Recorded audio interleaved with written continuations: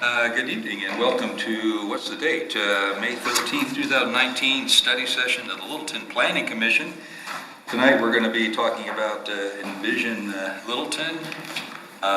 Questions, again, speak up at any time. We're not just going to wait for 20, 30 minutes and then ask our questions. So this is more informal.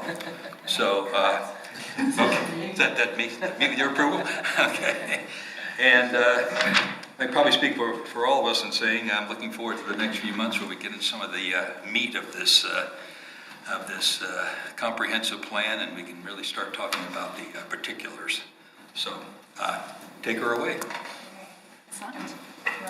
I will let you. Okay. So, good evening, Kathleen Osher, and managing the Envision project, and joined tonight by the Director of Community Development, Jennifer Henninger. And so tonight we've really designed, we've set aside 90 minutes if we need it to just kind of talk through a couple of big pieces. Most of the intent so far and the emphasis has really been on focusing on the maps, both existing land use, which has been updated, so you would have seen that. I've also got 11 by 17 copies if it's helpful to look at paper. This evening, and then the future land use map, which was a combination of a couple of different things. So the borrowed space concept that we covered last month with joint leadership, the future land use, the areas for discussion, and then I think that's all three. Sorry. And then the other piece was, of course, some policy implications. So that's really what we've set aside the time for this evening, is to both focus on those maps, those areas for discussion.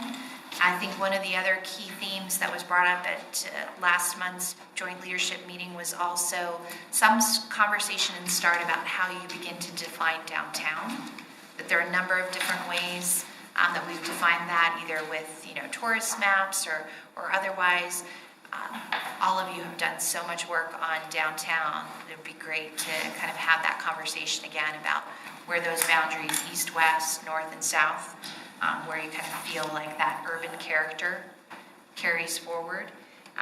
And then the policy implications. I printed out page 8 of that community character framework handout that was part of your packet last month. And that just kind of runs through.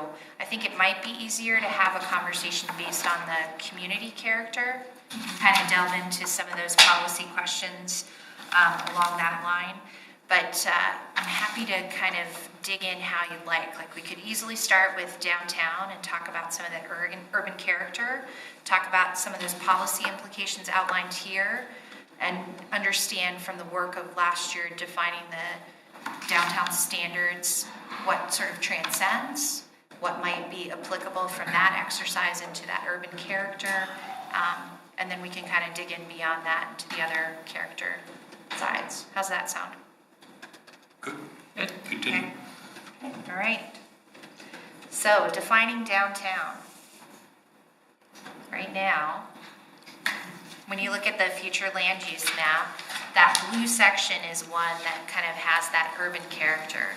We've had the benefit of having quite a few conversations out in the community about how far east you could imagine that going, that urban character, and how far west. I think one of the opportunities there with the river, that is a natural gateway to the west, and what that urban character might look like moving forward. And then we've heard everything from what is now drawn to Crocker, seeming very logical, to people thinking that could go as far as Windermere, Datura, Gallup.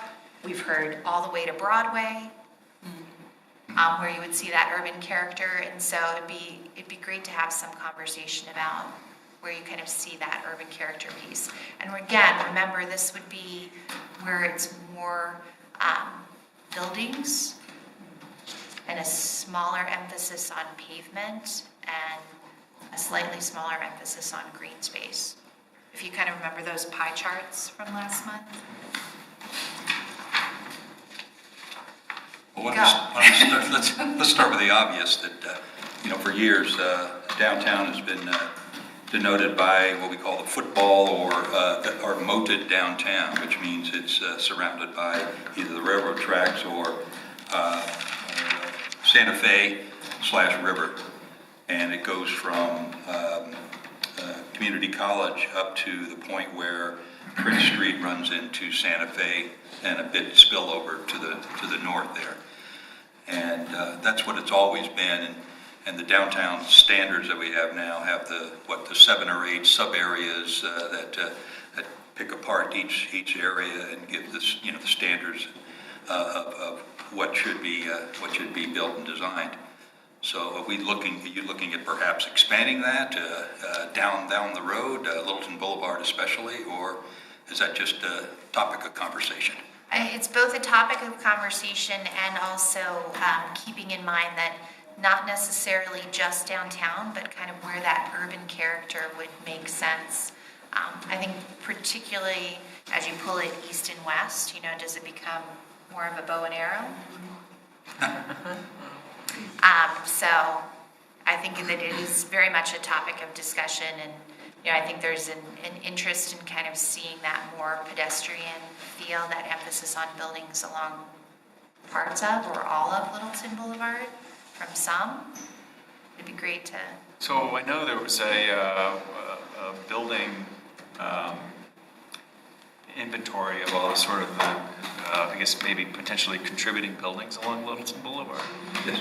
Is that, I mean, those buildings are all kind of set back from the street, and there's gaps in between, there's parking lots, and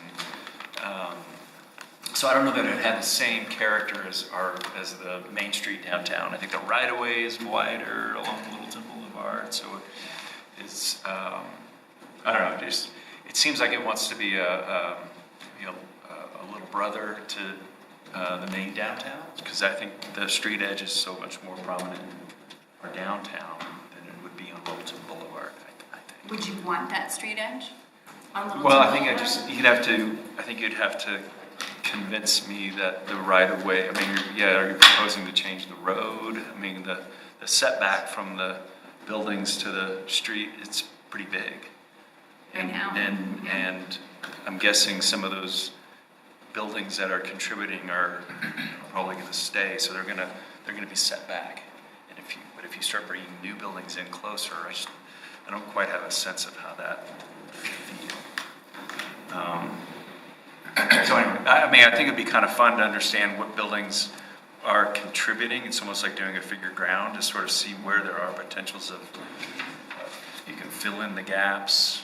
I think we do have a map that shows the contributing, so I can see if I can get my hands on that. Yeah, I just don't think it's going to have the same sort of street character as downtown is. I'm not sure how you would change it. I think so Candid Keast has said they feel like they could see that urban character coming as far east as Crocker. Does that seem makes logical, or do you see it maybe all the way to Windermere or beyond? Well, I just lost my map, but it looks like the neighborhoods start. Wait a second. This way.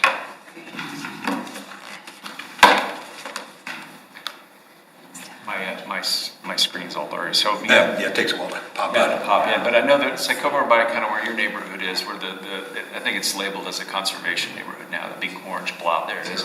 So Gallup, east of Gallup on the south side of Littleton Boulevard, it's all primarily residential. Yes. I'm looking at Gallup to the west. I guess that kind of is maybe a natural. So you'd be able to have retail or development along the north and south side of Littleton Boulevard, and maybe be able to maintain some sort of street character there. But as soon as you go east of Gallup, then you're getting into these more residential feel on that south side. I think as soon as you go over the tracks heading east, you're in a different kind of world. It's I a agree. different. I don't feel like I want to dilute the downtown area and its standards and character. But I could see taking Littleton Boulevard as a special, like a sub area, and basically divide it into perhaps two parts. East of Windermere and west of Windermere, as potentially, or maybe halvesies or something. Because as soon as you cross the track, you get into residential areas, the setbacks, parking in front of the buildings. A lot of them aren't going anywhere. You get the strip center there. And it's just a different world from downtown, but it's fairly unique and needs help. Well, and it's interesting, like so many people have described the city center at points in time, particularly before the railroads were depressed, the tracks were depressed, that Datura was city center, like the gathering point. And back in the days of cruising, you always turned at Windermere because you didn't want to go near the train tracks because you'd be heated, right? And downtown was a dying downtown, and Datura was the hot spot. So I don't know, do you foresee that pendulum will continue to swing like that? That you have to anticipate the next? I think a couple of things. I mean, the other thing, to Mark's point about the residential, you've got the Loughton Historic District, which don't see any particularly viable reason to do anything that would disrupt that. It's a real gem. And yeah, I think if you're talking about redeveloping commercial properties that currently exist along Littleton Boulevard, there's certainly opportunities to do mixed-use development and so forth and so on up and down Littleton Boulevard that would probably make some sense. But on Crocker, you've got the old high school, the ESC for Littleton Public Schools, another great building. I don't think you want to mess around with stuff like that. So when it comes to intervening on some of the existing residential kind of stuff in this area, I think that's going to be a real tough sell. If you're talking, are you talking about that, or are you talking about redevelopment of some of the commercial, woodlot that currently exists? Yeah, well, I think the question really that the consultants have presented is where would that urban character, so again, that emphasis on buildings, reducing the presence of parking and or auto-oriented piece of that, and so where does that feel natural at this point? I suggest another way of looking at this. It's Littleton Boulevard, right? So Boulevard has a feel to it. That's what everyone here has been describing. It has a boulevard feel, and maintaining the boulevard feel is important. So maybe it's not so much where is that cutoff, but how do we bring cohesion to this area? So it's a boulevard. It likes to be a boulevard.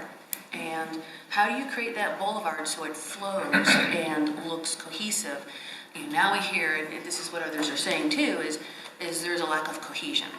So is it really the urban character that brings the cohesion, or is it something else? Is it, like in downtown, we have our standards. Maybe it's time to have some standards for, Littleton Boulevard to make it look cohesive, like we're trying to look at downtown cohesive, but not in the same manner, because they're like two distinct areas that join together. Is there has there been a study done on Littleton Boulevard? The corridor study or whatever? Never got accepted by council. That it went up to east of Woodlawn East or whatever, just to the east of Woodlawn Shopping Center. And that's where it ended.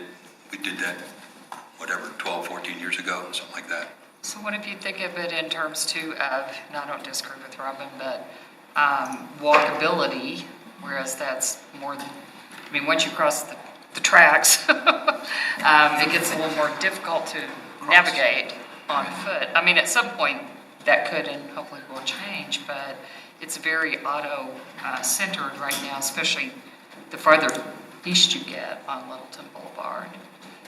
And some of the concentration around, the light rail is a little more walkable with Buck Center and, the courthouse and Right. just right in there, but once you get past that, it's a little difficult to navigate, so. And I think that's why, for them, it sort of stops at Crocker. But like we've heard some feedback about that interest. I don't know if it's exactly urban character, and maybe it is more of that cohesion.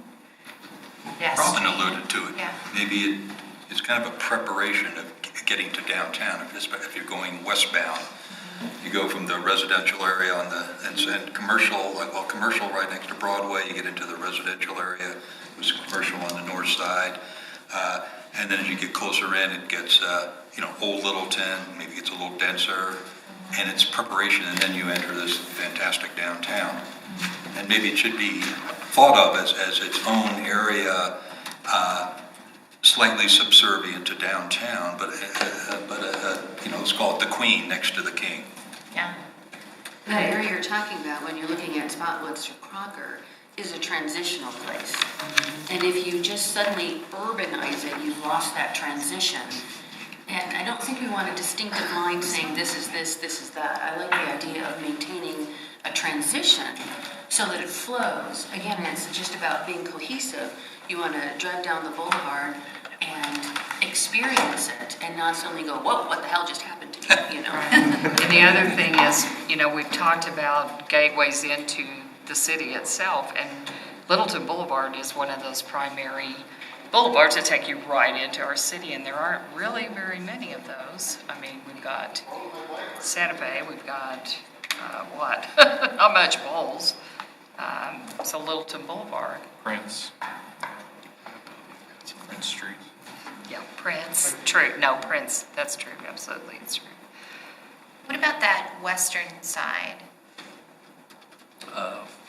Where? of Santa downtown? I think that there's some very distinct geographic and infrastructure hints to where downtown should be. One is that the grade transition coming down where the railroad's depressed, I think that really is it's a separator visually and physically. And then Santa Fe is a separator too, but so is the river. So it's like the river or Santa Fe.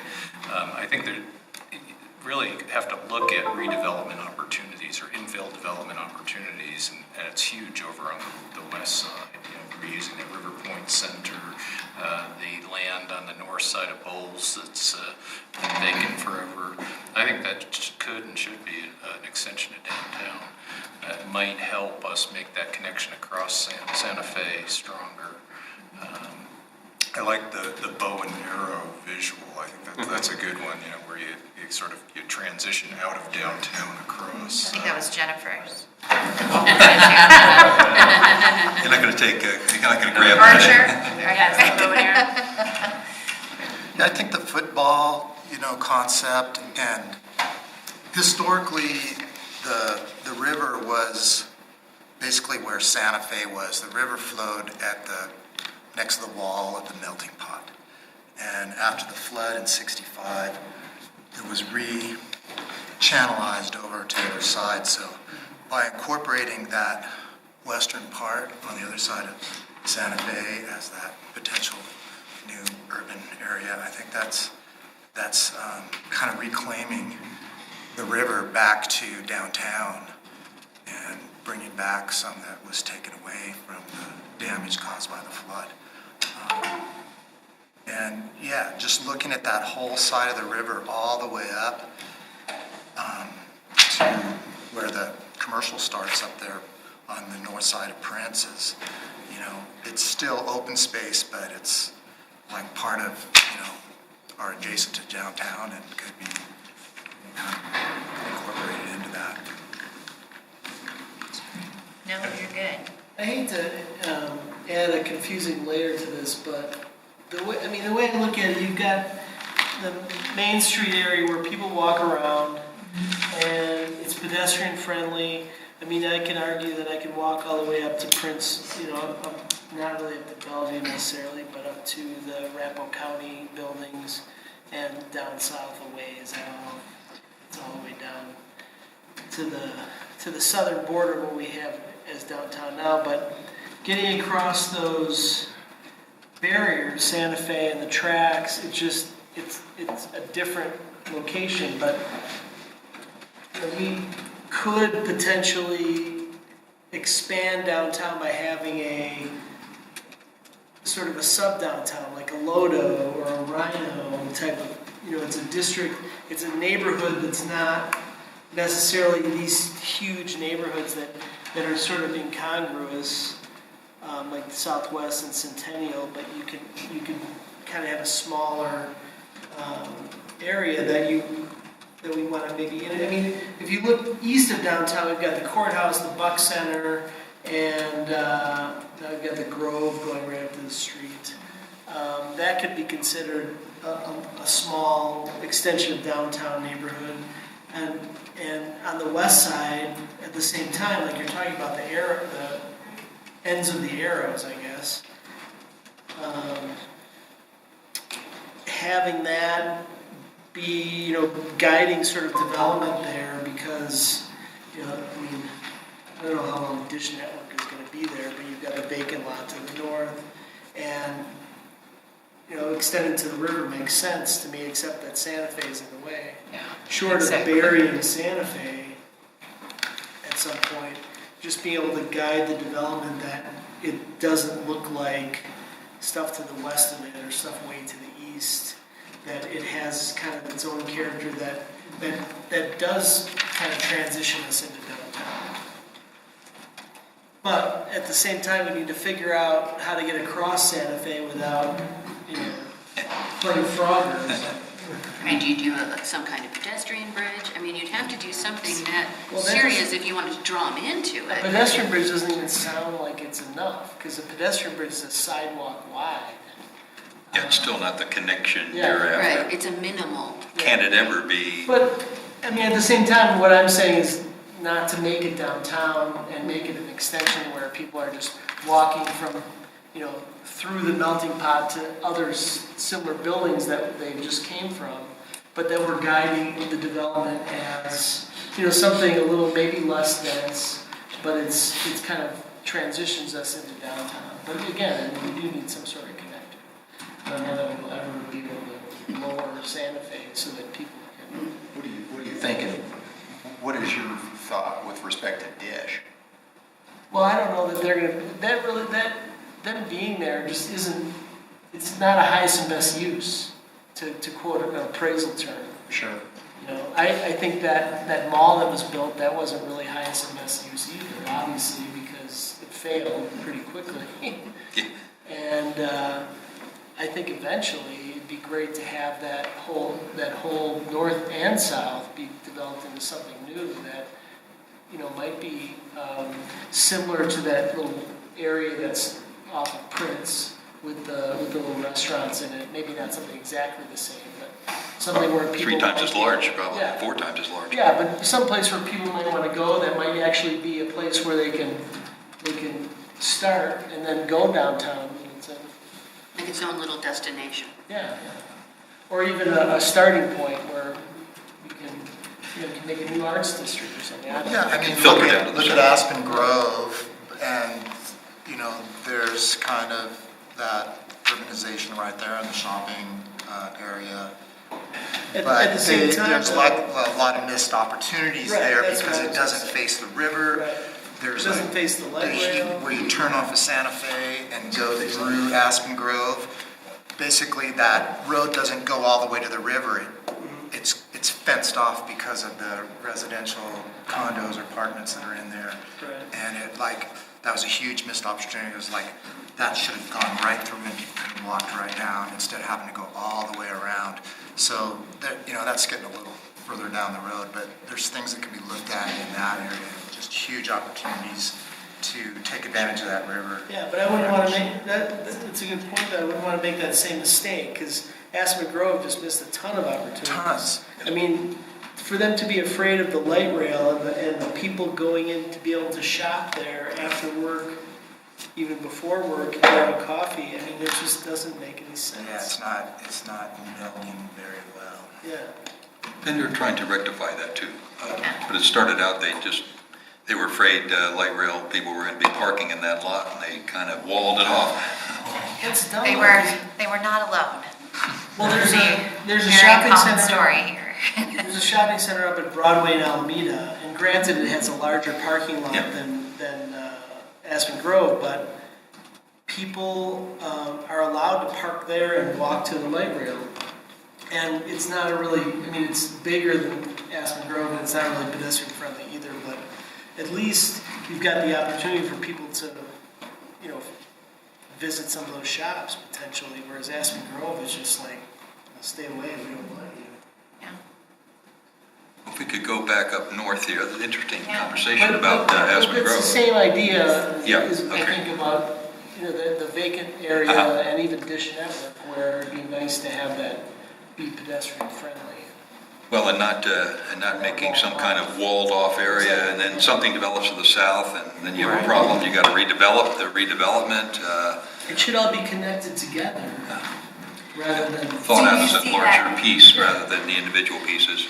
And we've Do got you the see that underpass this tunnel, so that's a connector through the Greenway. Yeah, So, And there are the restaurants that are there that go up to the river, and they're trying to connect with the river. I mean, they're trying to make that little area there work that's on the other side of the building there, but it'd be Right. nice to pull that and extend it out in that sense. So it sounds like there's general agreement that that western piece The dish. seems logical, right? To add to Yeah. the downtown. To add to that, How? Logical to to add to that urban character.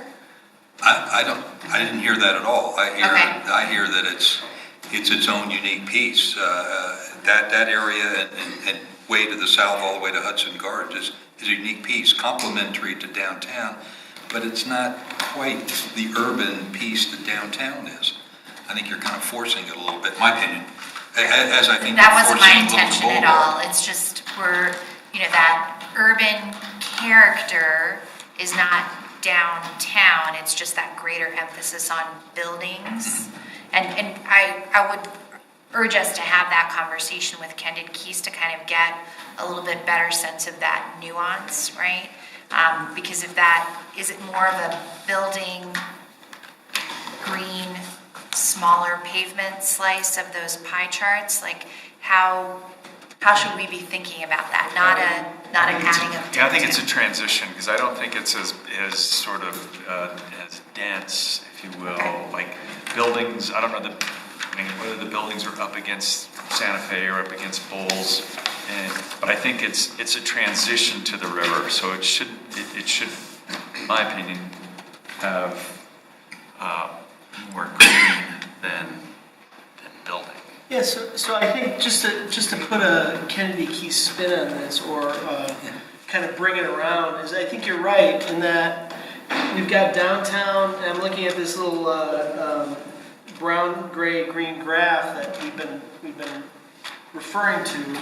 And the downtown is urban core, it's central business district, and to the east and west, well, maybe those are urban, but not urban core, I think is what people are saying. Yeah. So I think you're and you're that's- along the same line, but we just have to get into agreement on what our terms are. Right, and I think that lexicon gets to be a little bit challenging because urban means something different to everyone, right? Complementary suburban, Yeah. make up a new, hey, we can make Right. history by coming up with a new name, complementary urban. It's got to be between auto-urban and urban. Right, and I think that's the big question, right? Like, what would you do?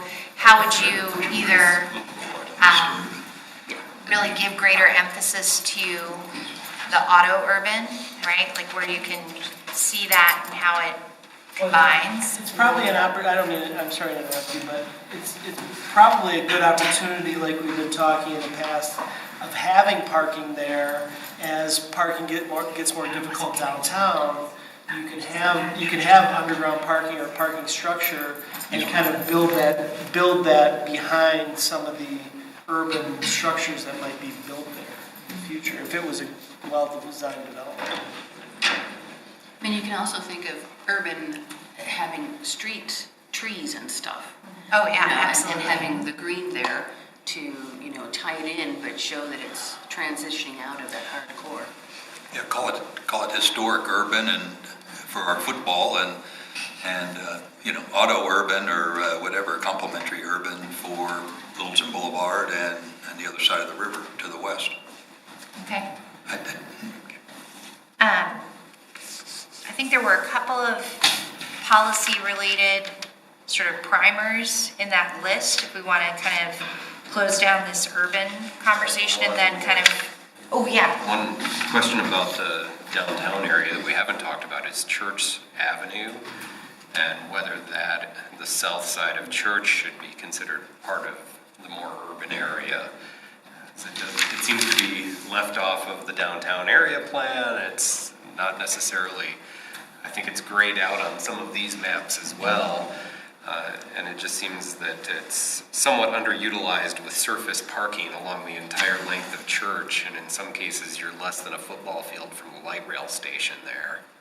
I'm glad you brought that up because I was going to say the same thing, that if you look at what's happened with the Auraria campus downtown, they're sort of expanding into the downtown. They're taking out the surface lots, putting structured parking in, and making it more walkable. And that's a huge opportunity to expand downtown, where right now it's a blank slate, just paved. And to me, it's kind of the campus is like a formidable wall, the brutalistic style, and almost makes you want to stop there. But I can see your point about, if they add, they redo, additional buildings, structured parking, what have you. Student housing. Sorry. Student Yes. housing.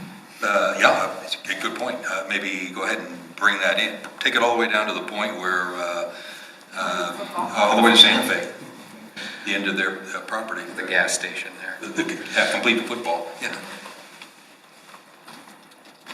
Kathleen, I was just gonna clarify I'm not in disagreement with the western part of, the Echo Star and then the parcel to the north. I think what you're describing there makes some sense.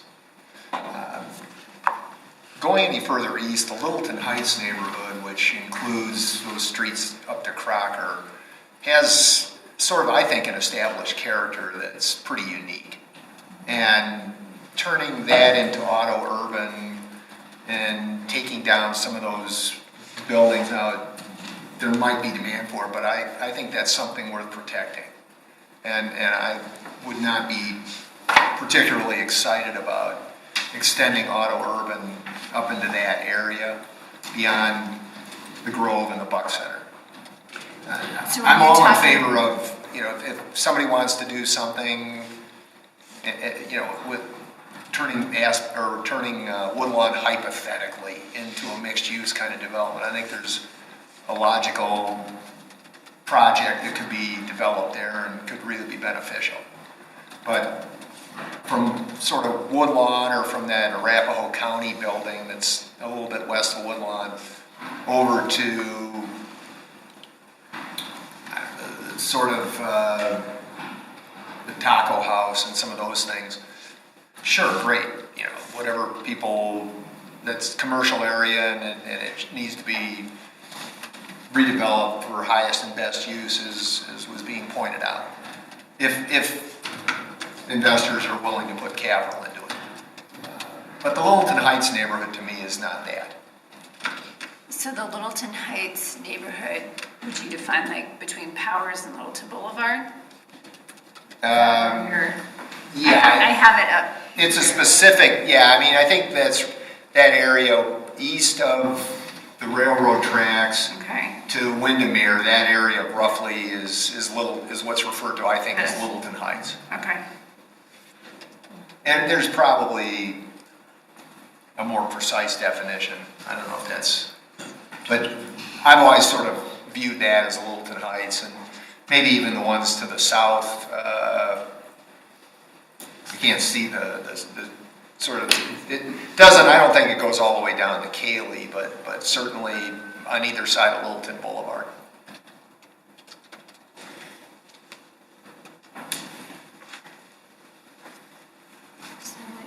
Well, do you have some direction then as to preferences for downtown versus Yes.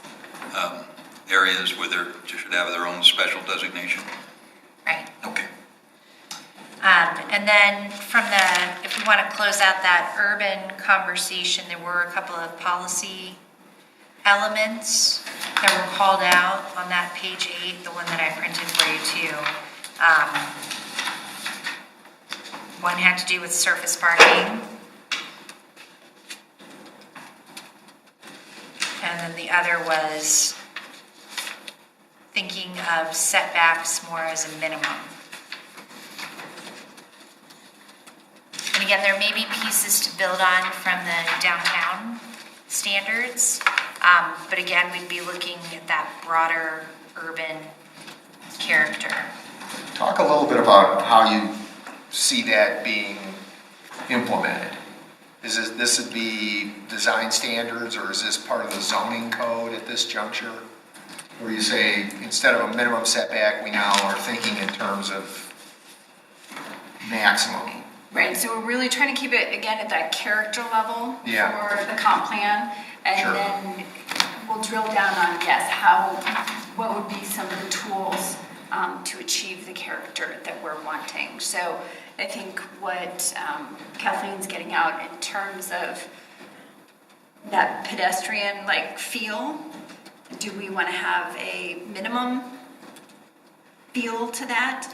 I hesitate to call it a setback because, again, this isn't zoning. Right. This is Policy. policy established from character.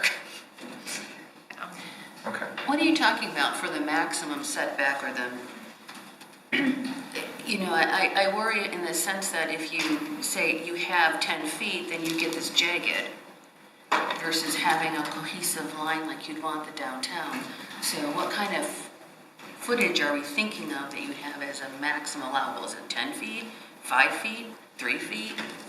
That's what we're asking you. And I think again, it's that more policy level conversation. And setback is a more regulatory It is. word. Or you And can, it's- do you want parking lots to front the street? Or do you want buildings to front the street? Well, if this is that urban core, I don't think you want parking lots at all. I just wouldn't want to give an amount in the sense that buildings would become jagged as opposed to that nice line that we have now. That would be my more concern if we were, you know, giving a certain amount. How would you make sure that the buildings, you know, stay the same as opposed to, you know, starting to do these things? We're talking specifically of the downtown area now? Well, I was talking more in that urban character piece. So I don't know Where it's that, blue, Yeah, I mean, wherever it's blue in the map. yeah.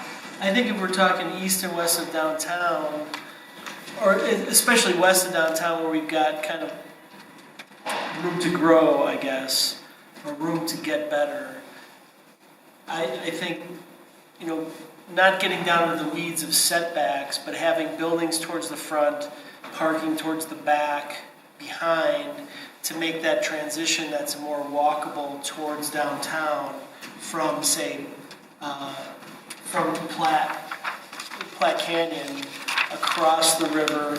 You get across the river, you've got these two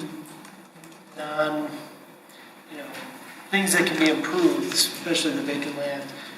We've got kind of urban but not urban core. We're talking buildings, you know, like I said, buildings towards the front, parking in the back. It could be buildings here and then parking structure behind that would feed us and help us alleviate parking downtown as well. It might be a starting point for people to start there and access downtown from there if we can get adequate connectors across. It's a little easier from the east side, but that's already pretty well built up. You've got the Buck Center and the courthouse, which aren't really going to change. There's a little more green there, but still not huge parking lots. I mean, the Buck Center has one behind and kind of along the western edge. But you've already got kind of a nice transition. It seems like they, in the last year or so, pushed back the 25-mile-an-hour speed limit further east on Little Littleton Boulevard from, because it used to be you'd have to, when you kind of came down the hill around the corner, you'd have to slow down. Now it's probably a that. quarter mile before. Well, and I Which is think that crosswalk probably Yeah, has, I think that's good. I think and that's a good Bemis, you know, transition. the Get development people there at slowing Bemis, so. down. Even narrowing the streets, I think, would help, as a long-term prospect. I mean, I think right now, we're not talking about drastic changes. We're just talking about where we want to go down the road.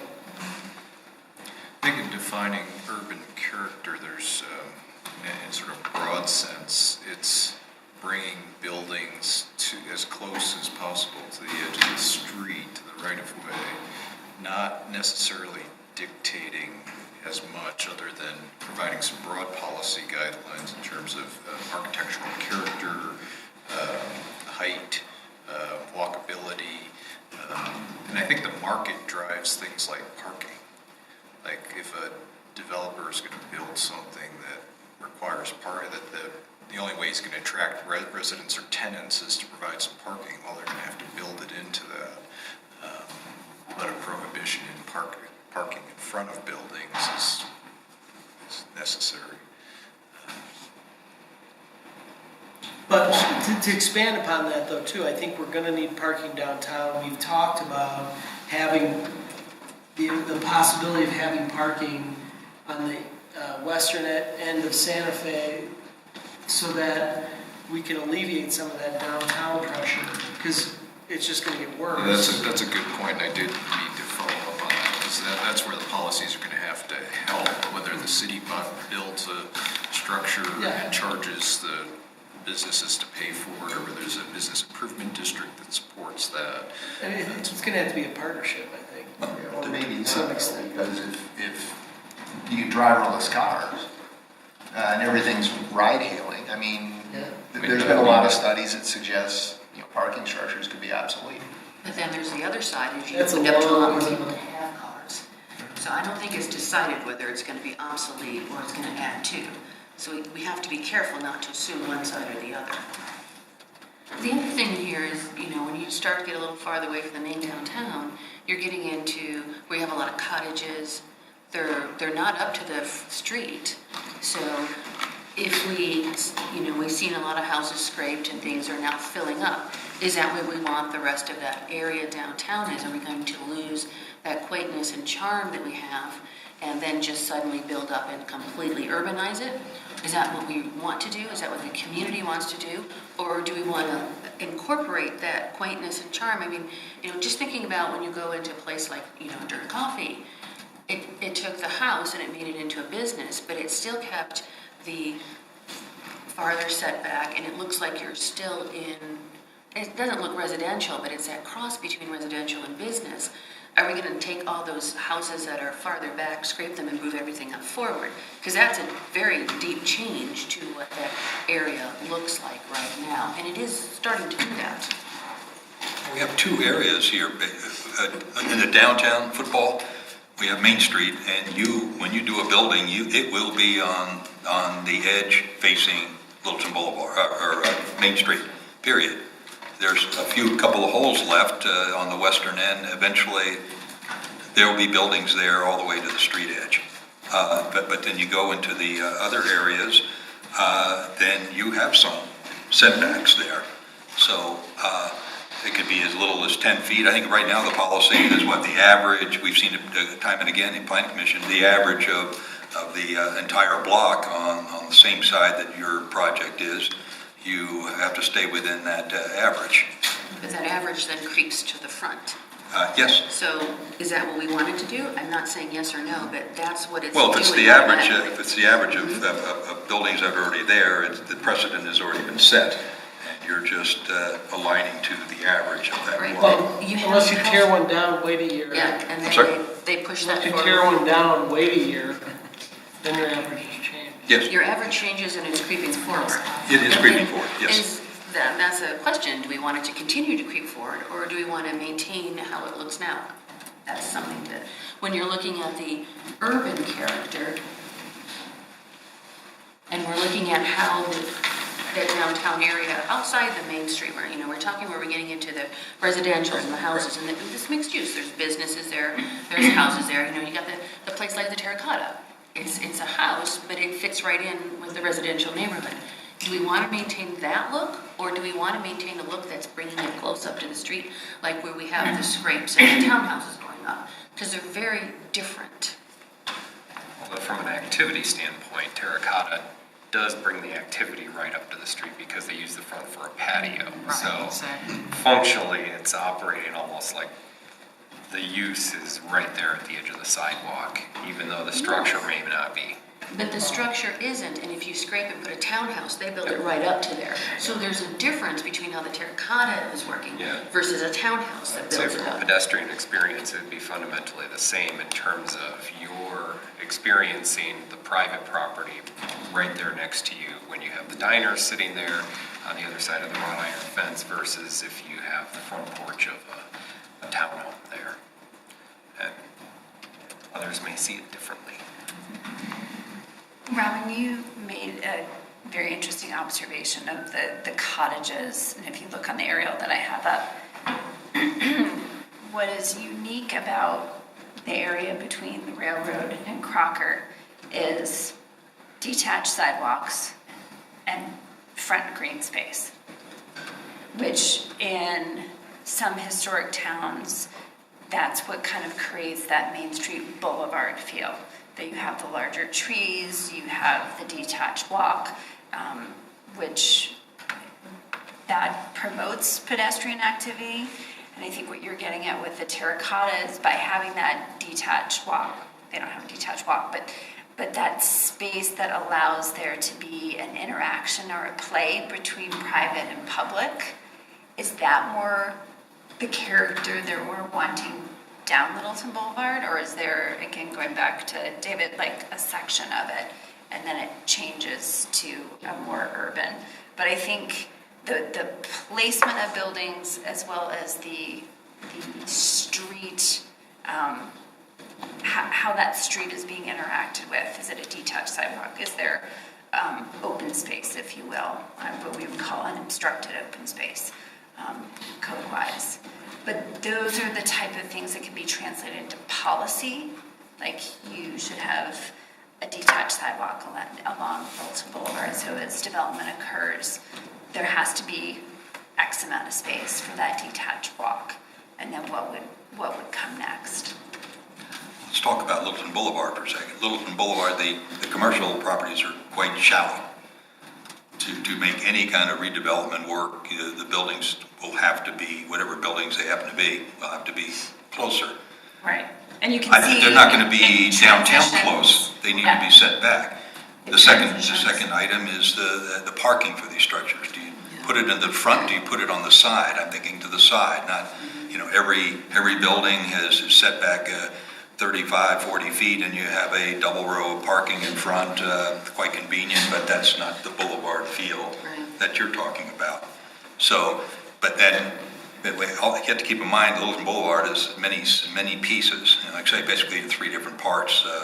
East end, the central part, with all the residential areas on the south side. You get into the west end, then you get into the historic area, a block or two, where the courthouse is, and those really nice houses on the south side, on the other side of the courthouse. You have, each piece is different. And some of those buildings have been identified as being contributing to sort of modern style. Yeah. They're set back, so I could see that maybe there's a case for that average setback, because you're not going to build something right in front of it to bring it to the street edge. And control the parking too, like I say, two-headed beast there. And to keep some of that green, like Jennifer was talking Yes. about with the trees, because that adds a boulevard feel.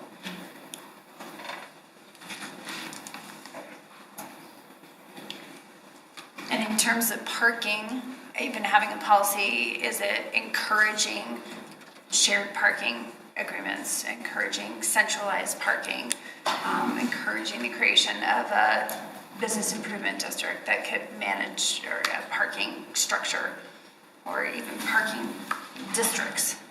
Are you talking Parking districts. about downtown now? Are we back to downtown or Littleton Boulevard? Both.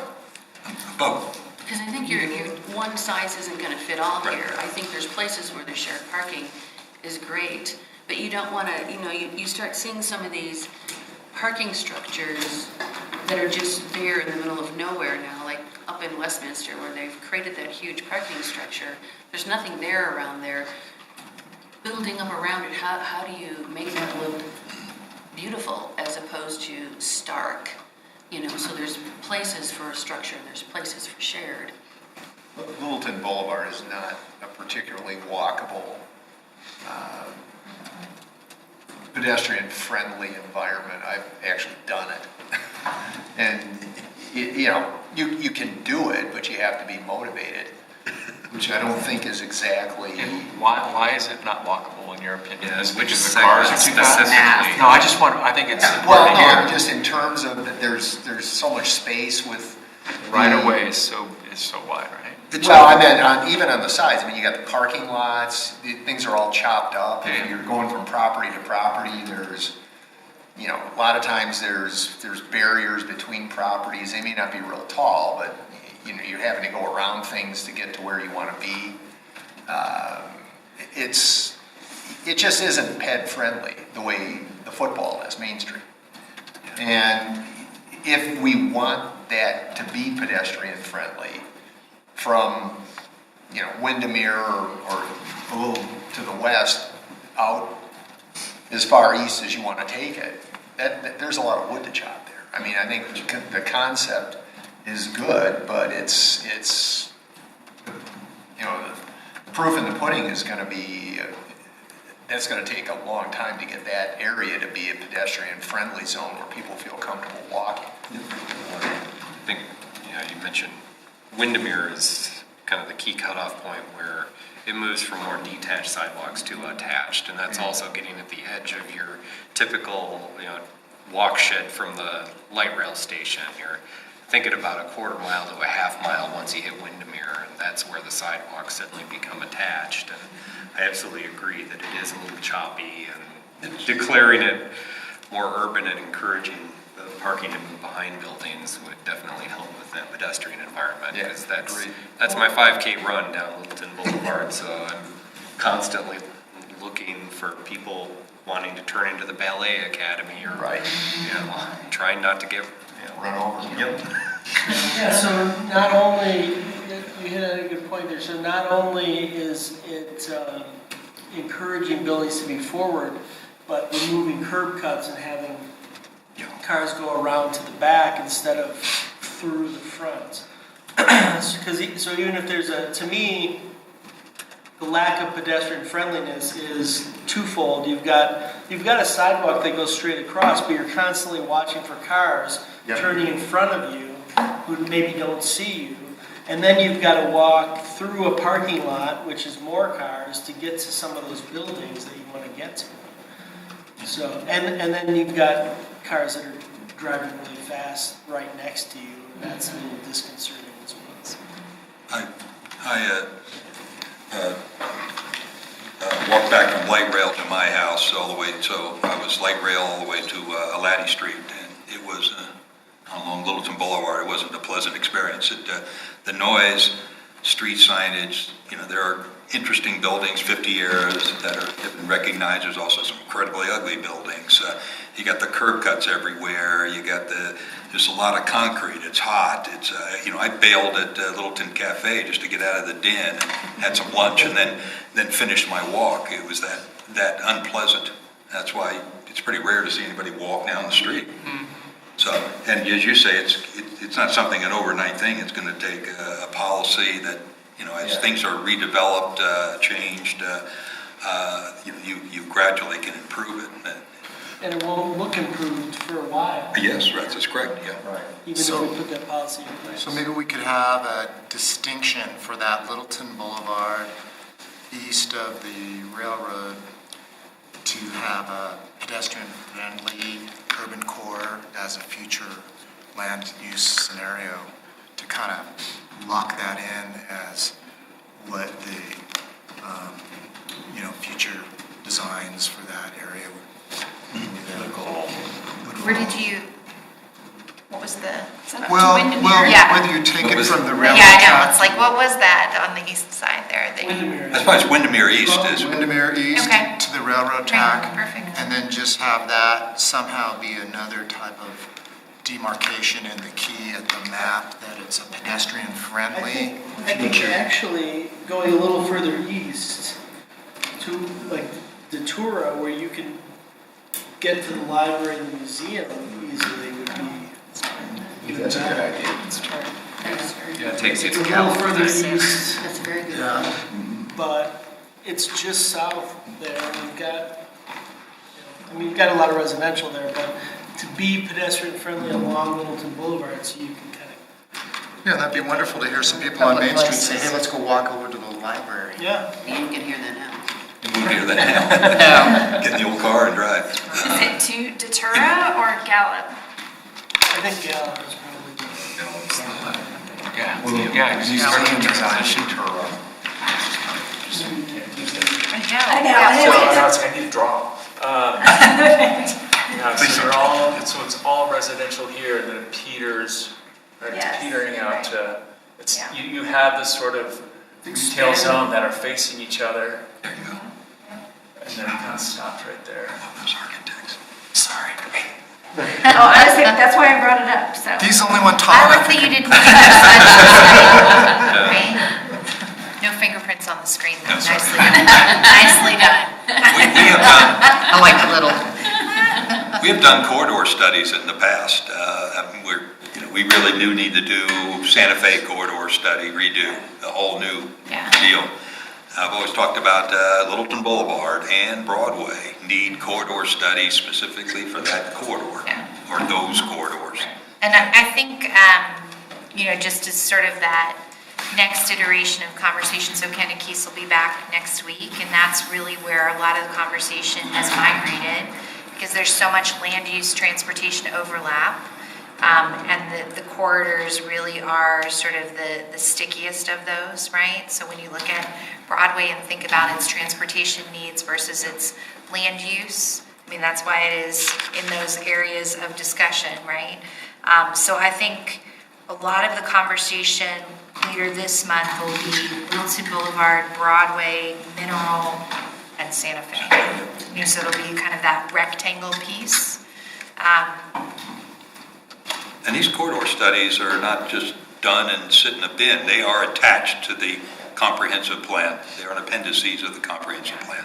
And again, we're trying to pull through all of that previous work. I also think that there'll be some indication from this work of where those next steps are needed and where we may need to dig in a little bit deeper. I know at the last joint leadership, right? That was the last meeting that we talked a little bit about the need to understand downtown better, and that we'll get to a sort of higher level view of that with both of these plans, but downtown is sort of an animal all in itself. I think and you brought up, the big issue of downtown is when you get off of Main Street, what happens? What will happen? That's all the battles we seem to be facing on the Planning Commission. What happens when the slot homes go in, or the townhomes are creeping towards the street, and next to a 1910 bungalow that's being used commercially, or somebody's living in it. That's the rub. That's going to be the tough challenge, as to how to placate all the players as soon as you get off north and south of Main Street. Right. Well, it really harkens down to the code and what the code allows. Yeah. So, And the current zoning. Right. the current zoning and the code. I meant to say the code. the zoning. Yeah, and I think that's why the desire is to get through this level of planning and then look at that more systematically, so that it's not just a one-off for certain areas, right? But you do that in a more systematic way. I think that transitions us nicely to talk a little bit about one of the policy questions that they posed last month, that's related to all character areas, and how do you sort of buffer and or transition between character types. And I think that's a big piece of that is the conversation you're having about downtown. But then I think also as you sort of look at this future land use map and how you start to make your way into the suburban character too, how that transition or buffer happens. Did you notice that in one of those bullet points? Have any thoughts on transitions, buffering? Which bullet point are you talking about? Yeah, which, Yeah, there's a lot of bullet points. Last one. Yeah.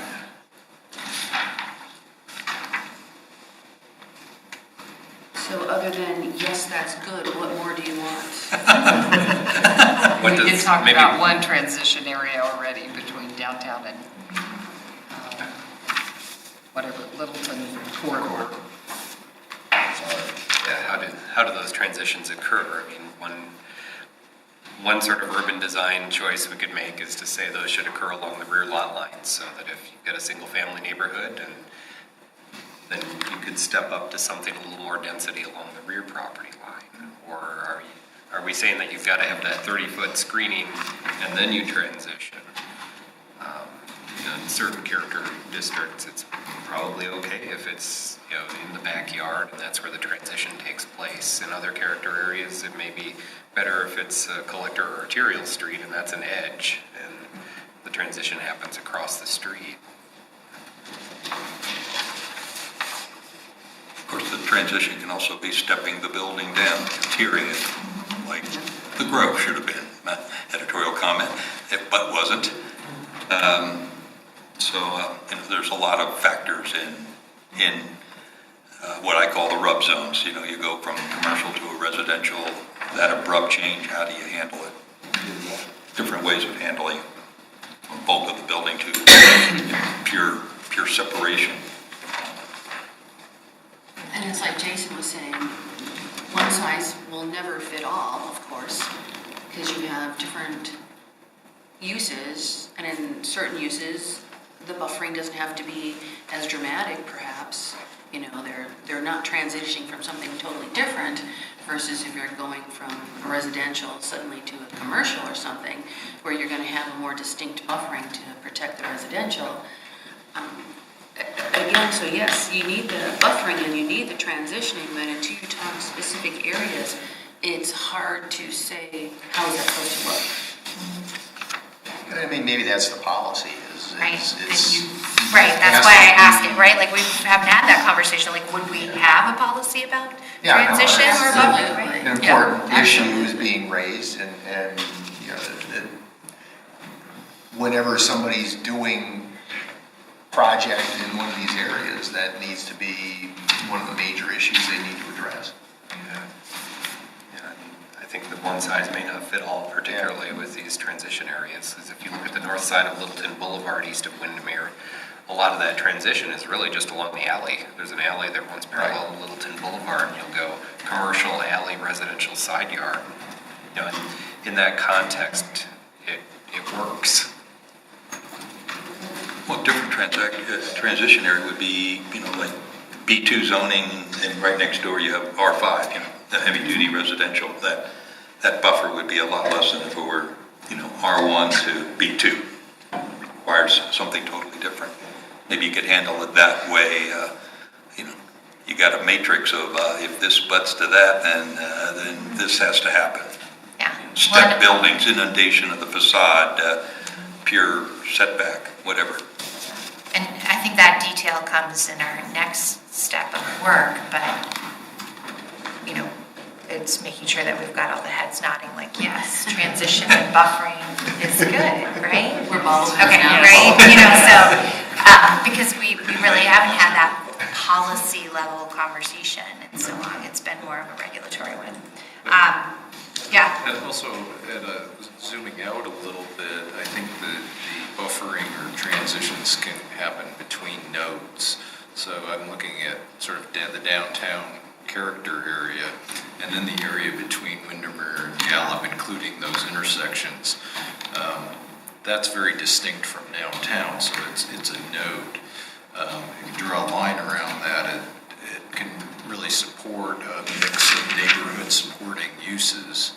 So maybe it's more of a neighborhood supporting, whereas the downtown is a community, citywide supporting element. So, and there's a buffer between those so that they're distinct and they have their own characters. So we need nodes. Lots of nodes. The nodes have it. But Nib especially nodes. with the nature of retail changing and commercial, it seems like we maybe have too much along, you just can't have all of the same thing along Right. Hamilton Boulevard. Why not just concentrate it into an area of high quality development and then allow for residential to infill, even up to the edge of Littleton Boulevard between there. Maybe it's more of a higher density residential. I think we have a good opportunity in the short term right now with the transportation master plan that we've also got here. I was talking about how they've changed the speed limit to 25 east of downtown, basically just past Windermere almost. But it doesn't look like it's that. You know what I mean? And short term, we could do something with the street, making it narrower, making it look like a 25-mile-an-hour speed limit street, rather than just saying, because people drive how it looks most of the time. And I can tell when it's 40 versus, maybe not 35 versus 40, but they're even between 35 and 40, there's kind of a distinct change, and I think there's guidelines for that. But it just looks like a 30 to 35 mile an hour street, and all of a sudden it's 25. We got to build in those transitions on the street first, and then the buildings kind of follow.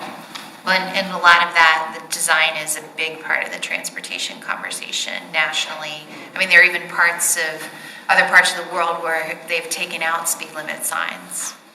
And just the uncertainty of not knowing how to operate naturally slows people down. Yeah, if we design the streets correctly. Right, if the streets are designed with that in mind, so. We don't want to be like India. Yeah, right.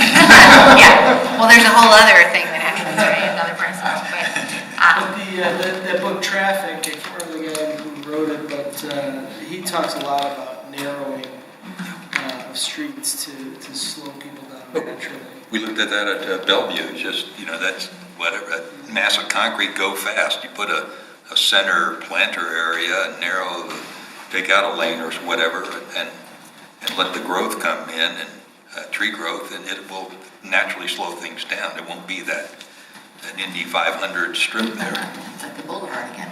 Boulevard, Yeah. So the policy is trying to elevate the pedestrian in that multimodal mix, right? Yeah. Increase driver discomfort. Make it really miserable. Sort of accomplish that with, not repairing the potholes. Well, or you can do it with narrower lane. Always going for the cheap, eh? I think something else that Kending and Keast writes about in their book that would help with our transitions we're talking about. You read their book? She read the book. I'm not the She only will share one. it. She read the book. Is they talk about where you want potential mixed use of land uses there, but you're creating a form that they're following, so the form is cohesive, and that provides the look you're looking for, but it gives lots of different opportunities for what you want to have there. And that makes a lot of sense. Not to say that we're Vail, but if you look at Vail, you'll see a lot of that there, where they've created certain forms they're looking for, but it's a mixed use of the different things are there, but it is beautifully cohesive. It'd be up to us, of course, to decide how we wanted that form to look, because we're something different, obviously, but, sometimes instead of just saying, this has to be here, this has to be here, this has to be here, create that form you want it to look like, and then you can allow a little bit of organic to come. Yeah, that's a good point. We have that kind of along Main Street. It's pretty cohesive. It's encouraged pedestrian activity and comfort to access that whole area by foot. And then other areas, you go out further and not so much. As you've heard, the phrase "nobody walks in LA." Well, no one walks outside of Main Street. So yeah, it's going to take some real distinct vision to get that cohesiveness to spread out farther. So, I would like to respect your time, so we set aside 90 minutes. So, there were a number of sort of policy questions posed about suburban and estate. It sounds like that buffering piece would transcend all character types, right? And so when you start to think about estate, suburban, some of the questions they asked would be, you know, how would Littleton define estate? How would Littleton define suburban? I think Gary in his last presentation talked about estate being a minimum of acre and a half. I think you said And that was that, I think you yeah, said that an acre. estate character, because I think we have a little bit of a mix.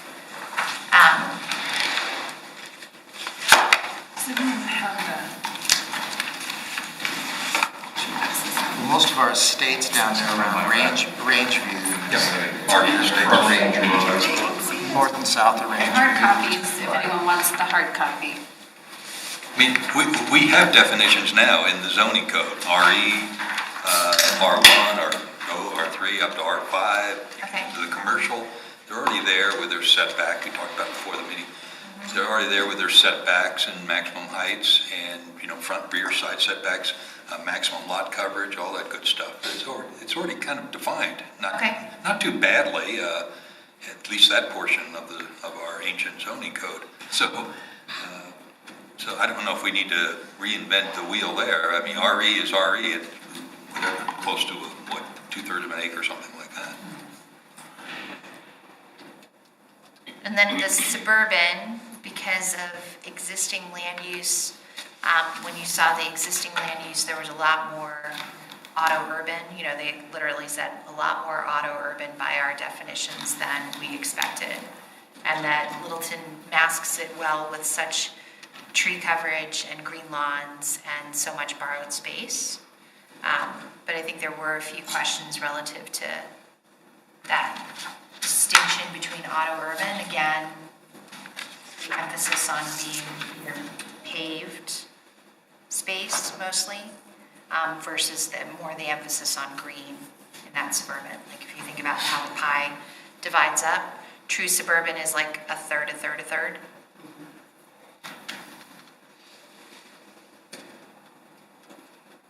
Yeah.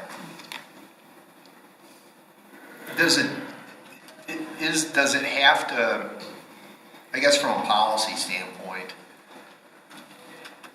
I'm not entirely sure that strict definitional categorization is the ultimate objective. I mean, I think whether it's, I was trying to look for that thing with the pie charts with more or less green on them.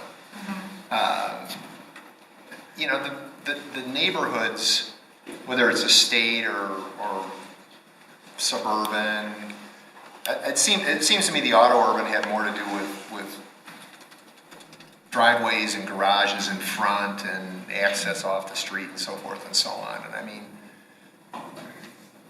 from a future land use perspective, is the policy decision saying that when we see those lots redeveloped, we want garages in the back as a preference kind of thing? Is that the issue we're wrestling with?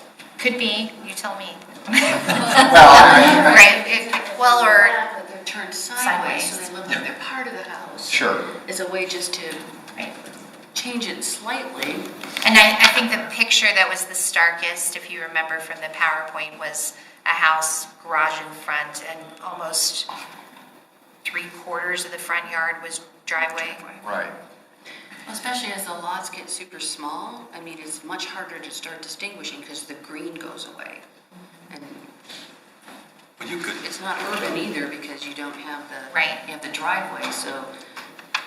The other side of that, though, is hypothetically, with population influx and finite, theoretically, water supplies, less green in terms of the front yard, is that an advantage? I mean, in terms of having less water to use on dumping on your front yard? Good luck at getting people to get rid of their green yards. Well, that's the main Well, policy. I'm not sure that, yeah, I was gonna say, I'm not sure that pavement necessarily gives that same advantage. But maybe there are landscaping treatments that would, Okay. like So xeriscaping, right? xeriscaping and And so forth. I don't know that pavement, I mean, we can try and understand that a little bit better I'm just asking. from them, yeah. Yeah. But I think that's the piece, not necessarily the green. We're sort of using that in a Maybe not you should just say impervious lawns, versus right? impervious. Yeah, right. You know, with a, Impervious. Versus crusher. Somebody told me not to use planter ease. we're not writing the plan, we're discussing amongst us. There's some municipalities that will give you a maximum 2-car in the front, no more. If you have 2 cars, sometimes it has to be pushed back from the face of the house so it doesn't dominate the facade.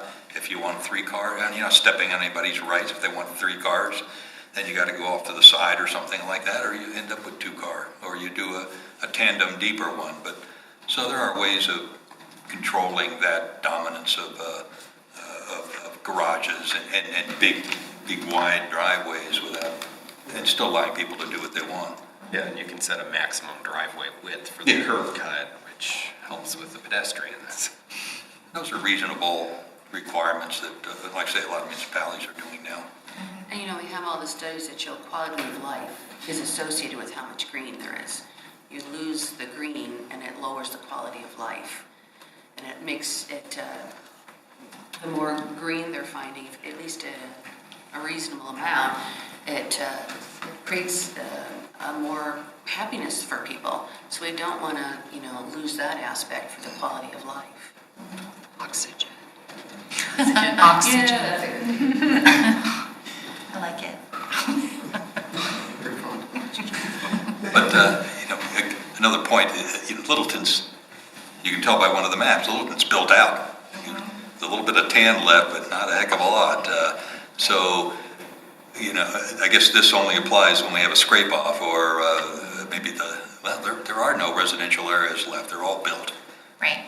So it's a scrape off and let's say in an RE area where somebody wants to put the giant mansion in and he needs a 6-car garage facing the street.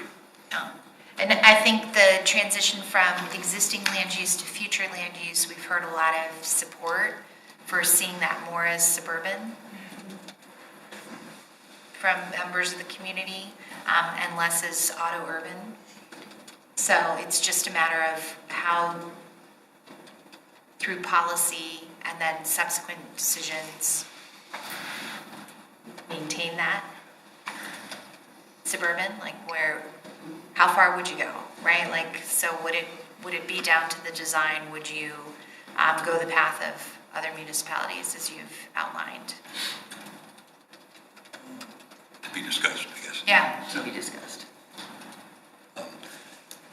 You alluded, we've gone through these definitions so many times of urban, this, okay, fine, move on. I think we talked about the definitions of death.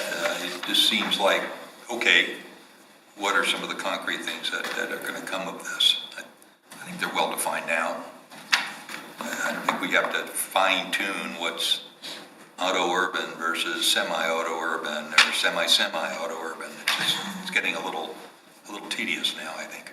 Well, picking up on what you were just saying about this. Definitions, you should at least know them. Yeah. Right. What's no semi? Trying to Okay. categorize, is the objective to categorize everything and have outcomes that, and I don't think so either. I mean, I think that this stuff blends. It may have more of one characteristic than another, and I think the policy should generally reflect a reasonable blending, not real hard and fast, okay, this area has to be auto-urban, this area has to be estate or suburban or whatever. And I think they're naturally going to blend, and I think they're already that way. What I'm thinking is the transition, what I'm hearing is this desire to go from auto urban to suburban, and looking at the pie charts, that means less hard surfaces, right? Less building and or pavement, more green. So it's that one-third goal, as opposed to auto urban, which may not have much building but has a lot of pavement. So you're looking to somehow reduce the amount of pavement. There's a new policy tucked away here.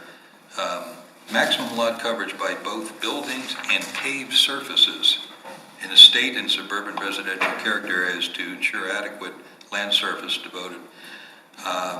That's never come up before, where it used to be building, let's say 50% building coverage. Now you're bringing in paved surfaces as well, maximum combination of building footprint and paved surfaces. That's new for Littleton. Right, well, And it has merit. That's a question. That's a question, right? Like, these are Yeah. all questions, so, Yeah. you know, if you think about that pie for suburban being more in balance, then would that be, how would you, from a policy standpoint, support that balance? Yeah. But I've had clients that, that they have massive parking areas, a 3-car garage, and then to the side, they paved it all over, and that's where their RV goes, and assorted pickup trucks. It is a sea of concrete.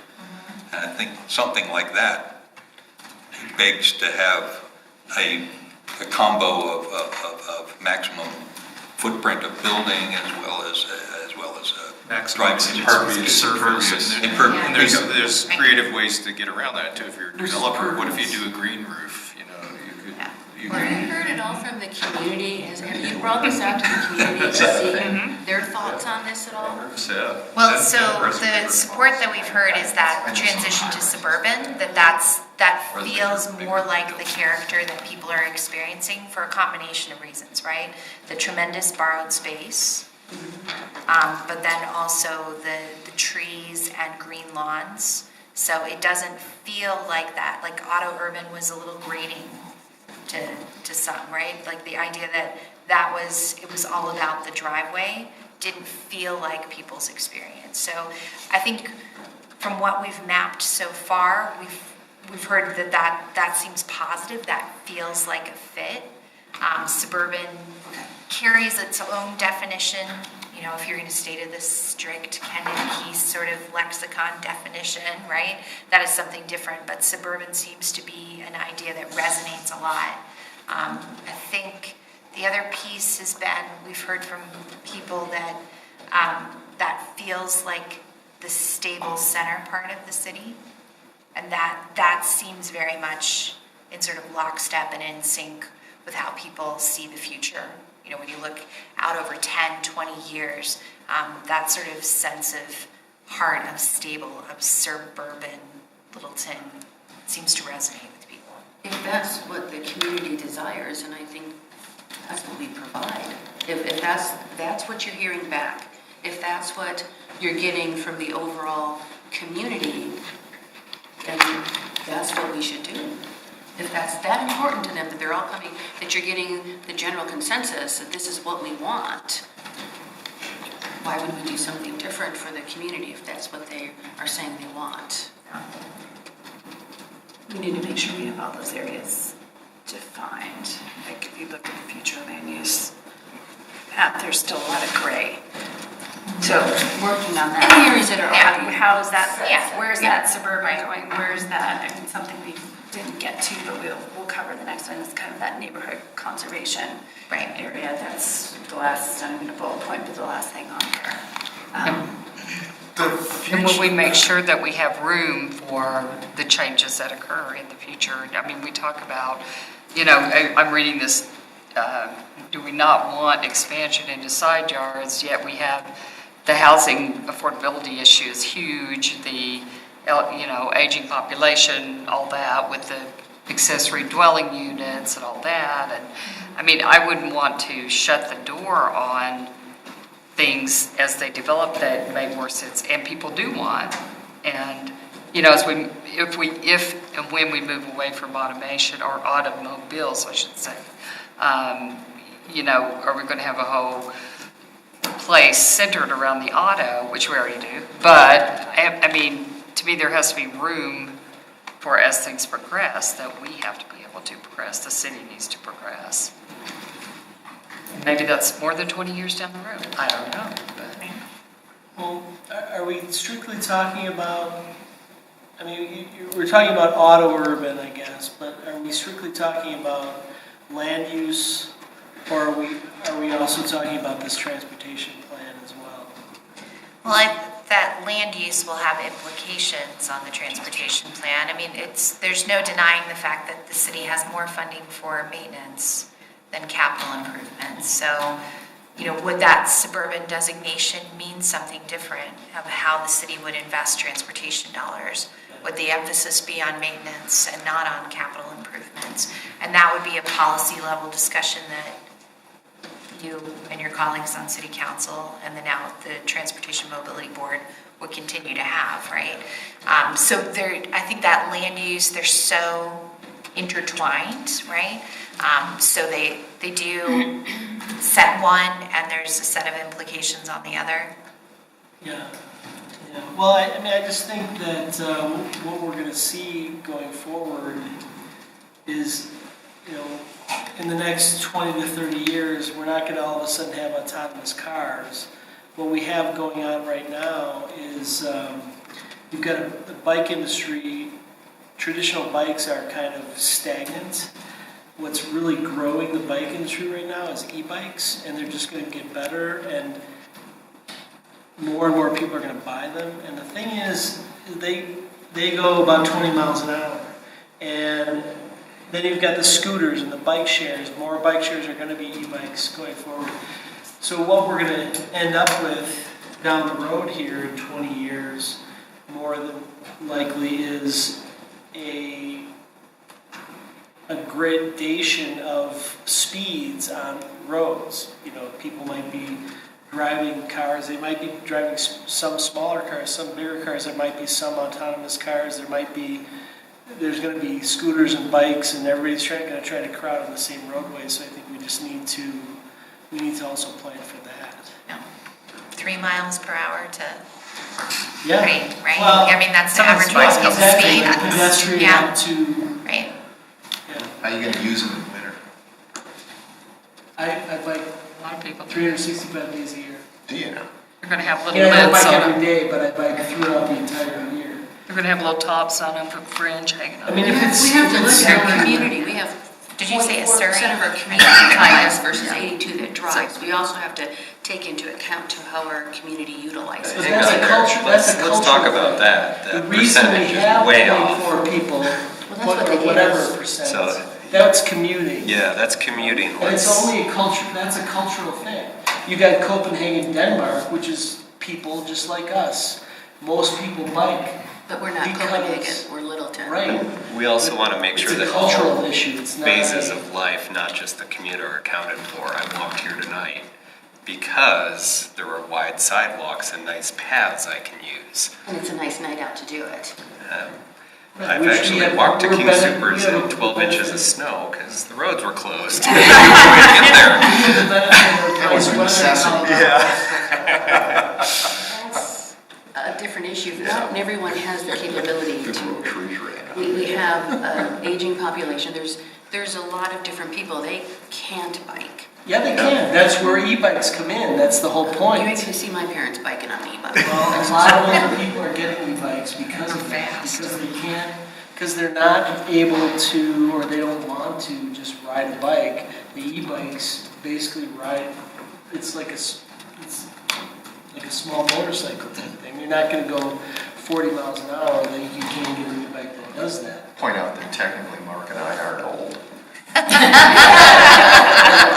Keep telling yourself that. E-pedicabs. Plan for, just like we need to plan for, Thanks a lot. I mean, not that many people walk on Littleton Boulevard, so what you're saying is we shouldn't plan for people to be able to. I did not say that. Don't put words in my mouth. You implied it, You're saying perhaps. that because not a lot of people bike, we shouldn't plan for that. I'm just saying that we shouldn't, people have preferences, and that's allowed to have their preferences. And But like we shouldn't- Jason said, preferences change based on Technology, what's available. what's available, Not just what's technology, but practical. like sidewalks, bike what's lanes, affordable. Demographic changes too that are just inevitable. Yeah. All those Well, things. and that's, like that's a big piece of that combination with the transportation master plan of planning for the future, but also recognizing with limited resources how you prioritize those investments. So that policy intention may not mean that there are dollars to invest unless something changes, right, in terms of funding. So that is very much an ongoing conversation. I think as we wrap up this evening, this was all very helpful. It was designed to be informal and really get you sort of marinating in this, thinking about both the policy conversation that was sort of, facilitated by some of these bullets and questions, I think, but also from the standpoint of just starting to get more and more definition to this future land use map.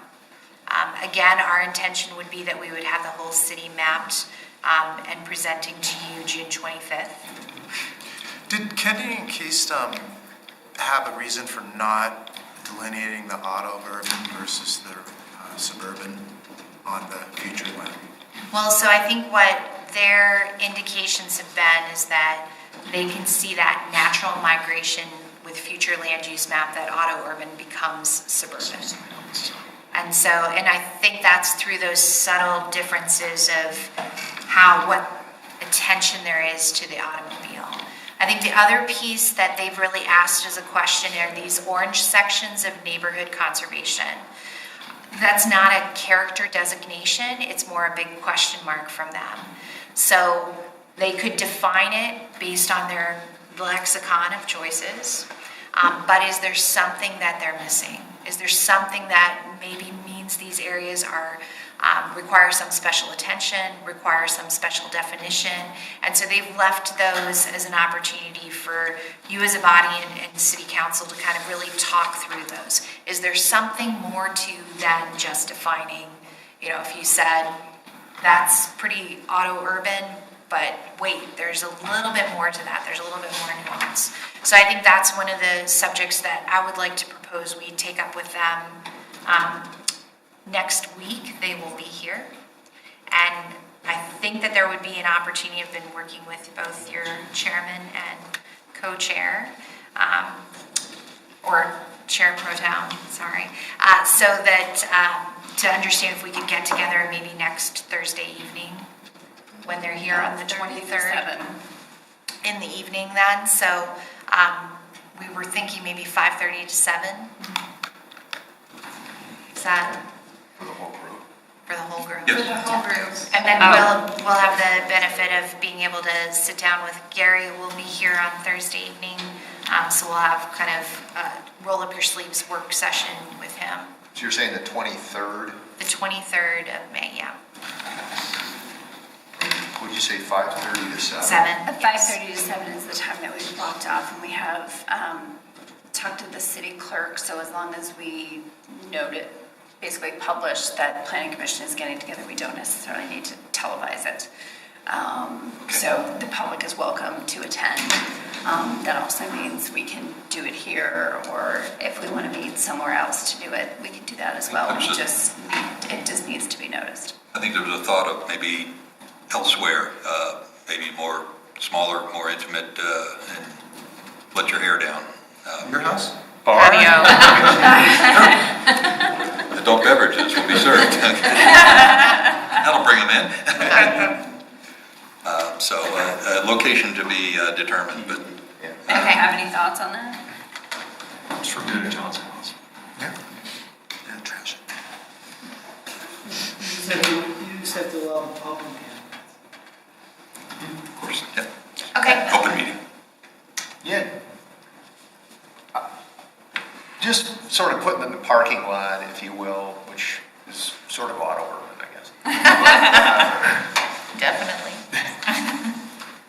There is in here, when I read through this, there was, and I think in the Envision studies, there has been this acknowledgement that population's going up and available, for example, water resources aren't. So I guess I'm wondering if, as part of the policy preferences, we've got this sufficient landscaping, tree planting and preservation, and suburban residential character areas to ensure structures, driveways, and other paved surfaces don't predominate. But should we be thinking about the nature of the landscaping from a water conservation perspective? And if we had policies or, that expressed a preference for plantings and so forth that use less water, I mean, the idea that we need to have Kentucky bluegrass on everybody's front yard is great if you live in Ohio, but or Kentucky, but not sure it makes a lot of sense out here anymore, at least, if it ever did. In water, I think in their experience, it's sort of a unique situation with Littleton because we aren't our own water utility. I think that's not a norm for how they think through some of those issues. So thinking about how we as a city play a role in that conservation conversation, right, but not being the utility. I think that's going to be something that we start to dig in, definitely in this version of the comp plan, but will be an ongoing conversation with every update. It has practical ramifications because the more people dump things like fertilizer on their Kentucky bluegrass, the more it ends up in the river, and then at the wastewater treatment plant that we're part owners of, we have to take all that stuff out, and that gets expensive, and so forth and so on. Somebody's got to pay for that. So at the end of the day, if you're xeriscaping your yard and not dumping a bunch of nitrogen on it, maybe there's positive benefits in different ways. Well, the state a couple of years ago took a step in that direction. Communities and HOAs can no longer require you to have grass in your front yard. Yeah, I think as a policy, it's something we may want to talk about just from the standpoint of, is that something we theoretically should be promoting given The xeriscaping? well, just in general, Water conservation. water conservation and climate change and so forth and so on. Absolutely, I think so, I agree. Could be a half a page in the comp plan. Yeah. That's a good point. Okay. Excellent. All right, so we'll do it again next week. Thank you. And then we'll figure out location and get back to you as soon as possible. Good input tonight. Thank you very much. Thank you. And our next few meetings, just so you all are aware, we have a little lull in the action in terms of development cases coming to you. So basically for the next 2 meetings, we do not have anything on the agenda, so we'll continue the Envision Littleton discussion, so that works out great. Right now, one of the questions I need to ask is your next regularly scheduled meeting would be on Memorial Day. So on the calendar, we have moved it to Wednesday, the 29th. Do you want to keep that or skip that?